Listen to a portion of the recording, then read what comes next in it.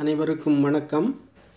நாம் இயல் 4 இயந்திரங்களும் இணைய வழி பயன்பாடும் என்ற தலைப்பை பார்த்து கொண்டு வருகிறோம். அதில் பக்கம் எண் 101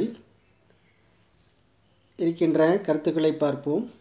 இதில் 2002ஆம் ஆண்டு இந்த வசதி அறிமுகப்படுத்தப்பட்ட போது எது என்று கேட்டால், இதில் இந்திய தொடர்வண்டி உணவு வழங்கல் மற்றும் சுற்றுலா கழக இணைய வழி பதிவு இந்த செய்தி அறிமுகம் படுத்திய போது, அதை தான் இங்கே அங்கே அந்த கட்டத்துக்குள் இருக்கின்ற இந்த பகுதியை பார்க்கின்றோம்.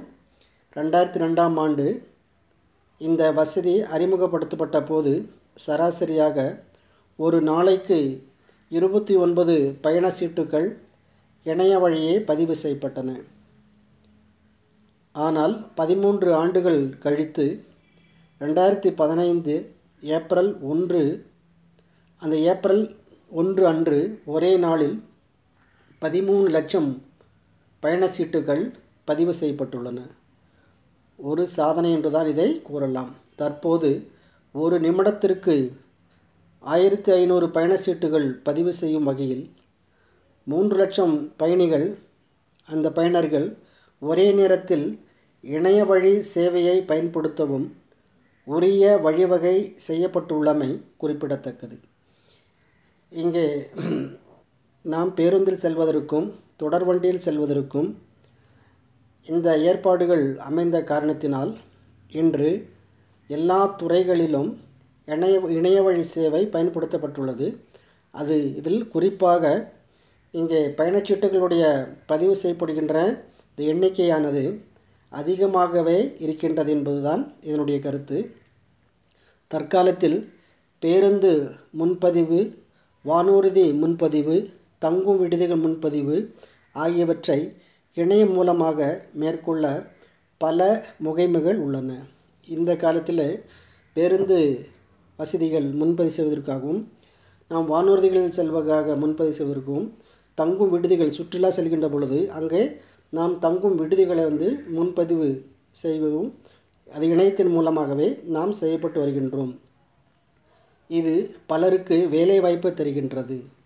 பெருநகரங்களில் திரைப்படங்களின் இருக்கைகள் முன்பதிவு செய்வது கூட இணையம் மூலம் நடைபெறுகின்றன. நாம் சினிமா தியேட்டர் அந்த திரைப்படத்திற்கு செல்கின்ற பொழுது முன்பெல்லாம் வரிசையில் நின்று வேண்டிய சீட்டை நாம் வாங்கிக் கொள்கின்றோம். ஆனால் இப்பொழுது வீட்டில் இருந்தபடியே நாம் அந்த முன்பதிவை செய்யப்படுகின்றோம். இணையத்தின் மூலமாக செய்கின்றோம். அரசுக்கு செலுத்த வேண்டிய சொத்து வரி, தண்ணீர் வரி ஆகியன இணைய வழியில் செலுத்தப்படுகின்றன. அரசுக்கு தேவையான நாம் கட்ட வேண்டிய முக்கியமான வரிகளான சொத்து வரியும் தண்ணீர் வரியும் இணைய வழி சேவையின் மூலமாகவே நாம் செலுத்தப்படுகிறோம். அரசின் அனைத்து திட்டங்களுக்கும் உரிய படிவங்களை பதிவிறக்கம் செய்து கொள்ளலாம். எந்த அரசினுடைய திட்டமாக இருந்தாலும் கூட அதற்கு வேண்டிய அந்த படிவங்களை நாம் இணையத்தின் மூலமாக பதிவிறக்கம் செய்து கொள்கிறோம். அவற்றை நிரப்பி இணையம் மூலமாகவே விண்ணப்பிக்கலாம். அந்த பதிவிறக்கம் செய்யப்பட்ட அந்த படிவங்களை நிரப்பி இணையத்தின் மூலமாகவே நாம் அனுப்பி வைக்கின்றோம். பிறப்பு சான்றிதழ், வருமான சான்றிதழ், ஜாதி சான்றிதழ் போன்றவை அரசால் மக்களுக்கு இணையம் மூலம் வழங்கப்படுகின்றன. அரசின் மின்னணு சேவை மையங்களின் உதவியை நாடியும் மேற்கண்ட சேவையை பெறலாம். இந்த பிறப்பு சான்றிதழும் வருமான சான்றிதழ், ஜாதி சான்றிதழ் போன்ற இந்த சான்றிதழ்களும் அரசின் மூலமாக நாம் இணையத்தின் மூலமாகவே நாம் பெறுகின்றோம். இதை பெறுவதற்கு மின்னணு சேவை மையங்கள் இருக்கின்றது. அந்த சேவை மையம் என்று சொல்கின்றோம்ல, அதான் பொது சேவை மையம் சொல்கின்ற அந்த மையத்திற்கு சென்று நமக்கு வேண்டிய அந்த சான்றிதழை நாம் பெற முடியும். இதற்கு அடுத்ததாக நடுவண் அரசு சொல்லப்பட்டது. நடுவண் அரசும் மாநில அரசு பள்ளி மாணவர்களுக்கு கல்வி உதவித்தொகை வழங்குவதற்கு ஆண்டுதோறும் பல போட்டித் தேர்வுகளை நடத்துகின்றன. மத்திய அரசும் மாநில அரசும் பள்ளி மாணவர்களுக்காக கல்வி உதவித்தொகை, இந்த ஸ்காலர்ஷிப் சொல்லுவாங்க, அதை பெறுவதற்காக ஆண்டுதோறும் ஒவ்வொரு ஆண்டும் பல போட்டித் தேர்வுகள் எல்லாம் அங்கே நடத்தப்படுகின்றன. 10ஆம் வகுப்பு மாணவர்களுக்கு தேசிய திறனறி தேர்வு, 8ஆம் வகுப்பு மாணவர்களுக்கு தேசிய திறனறி தேர்வு மற்றும் கல்வி உதவித்தொகை தேர்வு, கிராமப்புற பள்ளிகளில் படிக்கும் 9ஆம் வகுப்பு மாணவர்களுக்கு ஊரக திறனறி தேர்வு ஆகியவை நடத்தப்படுகின்றன. இதில் ஒவ்வொரு மாணவர்களுக்கும் அவர்களுக்கு ஏற்ற வகையில் இந்த திறனறி தேர்வுகளை அரசாங்கம் நடத்தப்படுகின்றன. அதன் மூலமாக மாணவர்களை தேர்வு செய்து அவர்களுக்கு வேண்டிய உதவித்தொகையை அரசாங்கம் வழங்கி வருகின்றது. அவற்றில் கலந்து கொள்ள விரும்பும் மாணவர்கள் தாங்கள் படிக்கும் பள்ளிகளிலேயே இணையத்தின் வழி விண்ணப்பிக்கலாம். அங்கே அந்த உதவிகளை பெறுகின்ற அந்த மாணவர்கள் அதில் கலந்து கொள்ள விரும்பினால் அந்த பள்ளிகளின் மூலமாகவே அவர்கள் விண்ணப்பிக்கலாம். அந்த இணையத்தின் வழி அவர்கள் விண்ணப்பிக்கலாம்.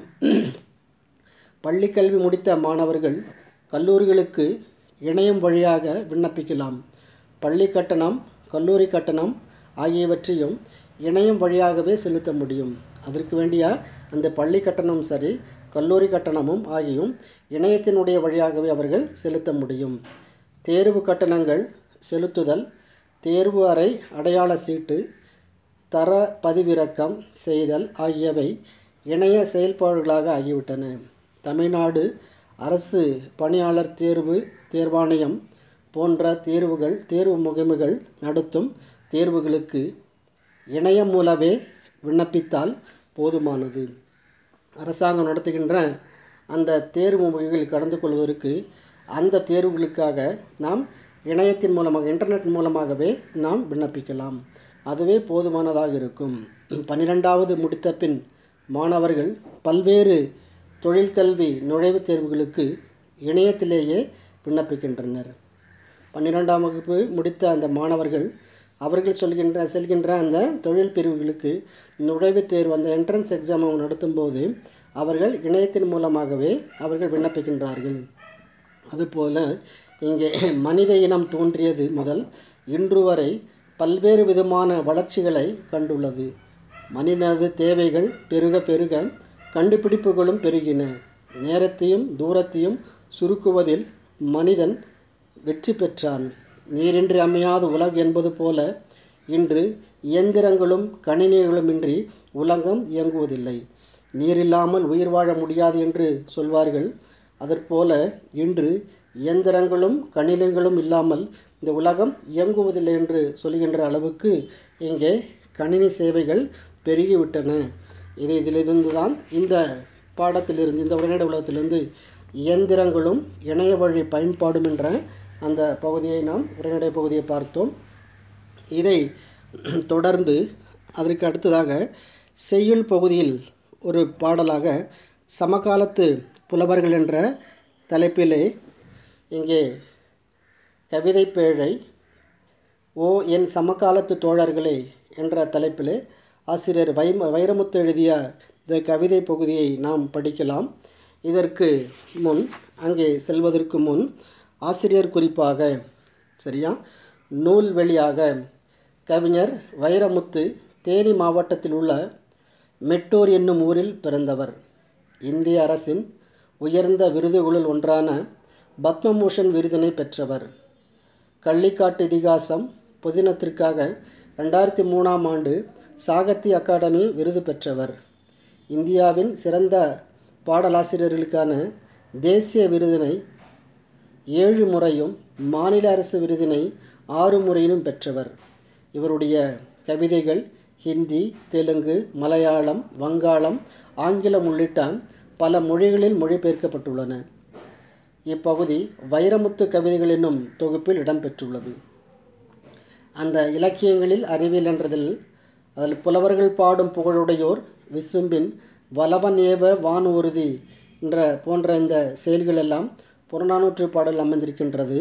சீவக சிந்தாமணியிலும் அந்தர தார்மையனே என ஐயரும் தந்திரத்தால் தமன் நூல்கரை கண்டவன் வெண்திரளான் பெருந்தட்சனை கூவி ஓர் எந்திர ஊர்தி ஏற்றுமின் என்றான் என்று இங்கே சீவக சிந்தாமணியினுடைய கவிதை பாடல் ஒன்று அமைந்திருக்கின்றது. இதில் நுழையும் முன் இருக்கின்ற பகுதியாக இங்கே அறிவியலும் அறவியலும் அறிவியலும் இணைந்து வளர்ந்ததே தமிழ் சமூகம். அறம் இன்னொன்று அறிவியல்.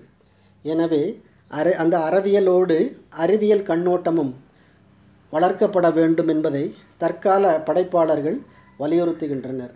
அவ்வகையில் அறிவியல் துறையில் தமிழர்கள் சிறந்து விளங்க வேண்டும் என்ற தம் விழைவை இப்பாடல் மூலம் கவிஞரும் வெளிப்படுத்துகின்றார். இப்போ அறிவியலினுடைய முன்னேற்றம் மூலமாக நாம் எவ்வாறு வாழ்க்கையில் முன்னேற வேண்டும் என்ற செய்தியை இதன் மூலமாக நாம் தெரிந்து கொள்கின்றோம். இதில் அந்த கவிதை பகுதியாக இங்கே கிளிக்கு இறக்கை இருக்கும் வரைக்கும் கிழக்கு வானம் தூரமில்லை, முளைக்கும் விதைகள் முளைக்க துடித்தால் பூமி ஒன்று பாரமில்லை. இதனுடைய விளக்கமாக கிளியானது தனது இறக்கையை கொண்டு எவ்வளவு தூரமானாலும் பறந்து விடுகிறது. வானம் தூரமாக இருந்தாலும் அதற்கு தூரம் என்பது தெரிவதில்லை. கிளிகளுக்கு இறக்கைதான் பலம் ஆகும். அதுபோல மனிதர்களுக்கு தன்னம்பிக்கையே பலம். மேலும் பூமியில் முளைக்க துடிக்கும் விதைகளுக்கும் பூமி இடம் விடுகிறது. மண்ணில் சாதிக்க துடிக்கும் இளைஞர்களுக்கு இவ்வுலகத்தில் எத்தனையோ வழிகள் உண்டு என்பதை உணர்த்துகின்றார் ஆசிரியர். அதைதான் கிளிக்கு இறக்கை இருக்கும் வரைக்கும் கிழக்கு வானம் தூரமில்லை, முளைக்கும் விதைகள் முளைக்க துடித்தால் பூமி ஒன்று பாரமில்லை. அதே போல பாய்ந்து பரவும் இளைய நதிகளே பள்ளம் நிரப்ப வாருங்கள், காய்ந்து கிடக்கும் கழனிகள் எங்கும் கதிர்கள் சுமக்க தாருங்கள். இங்கே பரவலாக பாயும் இளைய நதிகளே நீங்கள் பள்ளங்களை நிரப்ப வாருங்கள். இங்கு இளைய நதிகளே இளையோர்களை, இந்த இளைய நதிகள் என்பது இளையோர்களை குறிப்பிடுகிறார். இளைய சமுதாயத்திற்கு குறையாய் திகழும் பல அறிவியல் விந்தைகளை நிகழ்த்த முன்வர வேண்டும். காய்ந்து கிடக்கும் நிலங்கள் வயல்களில் நெற்பயிர் விளைவித்து தாருங்கள் என்கிறார். தரிசு நிலங்களில் கதிர்கள் விளைவித்து தருவது போல இளையோர் பல அறிவியல் கண்டுபிடிப்புகளை கதிராக விளைவிக்க வேண்டும் என்கிறார். அதேபோல முன்னோர் சொன்ன முதுமொழியெல்லாம் முதுகில் சுமந்தால் போதாது, சொன்னோர் கருத்தை வாழ்க்கைப்படுத்த துணிந்தால் துன்பம் வாராது. இதில் மூத்தோர் கூறிய அறிவுரைகளை ஏட்டில் படித்து மனப்பாட செய்வது மட்டும் சரியன்று, அக்கருத்துக்களை வாழ்க்கை பாடமாக எடுத்துக்கொண்டு வாழ்வியலில் பயன்படுத்த துணிந்தால் நம்மை எந்நாளும் துன்பம் நெருங்காது. முன்னோர் கூறிய அறிவுரைகளை வாழ்வில் கடைப்பிடித்து பல சாதனைகளை இளைய சமுதாயம் நிகழ்த்த வேண்டும் என்பதுதான் இதனுடைய பொருளாகும். அதேபோல காட்டும் பொறுமை அடக்கம் என்னும் கட்டுப்பாட்டை கடவாதீர், கூட்டுப்புழுக்கள் பட்டுப்பூச்சியாய் கோலம் கொள்ள மறவாதீர் என்ற இந்த பாடலுக்காக எப்பொழுதும் பொறுமை அடக்கம் என்னும் இரு பண்புகளை மறத்தல் கூடாது. கூட்டுப்புழுக்கள் பட்டுப்பூச்சியாய் மாறி மிளிர்வதைப் போல இளையோரிடத்தில் உள்ள பொறுமை பணிவு என்னும் உயர்ந்த பண்புகள் கூட்டுப்புழு போல எளிய நிலையில் இருக்கும் இளைஞர்களுக்கு கூட பட்டுப்பூச்சியைப் போல பல வண்ணங்களாய் உலகில் உலாவர உதவி புரியுமாம்.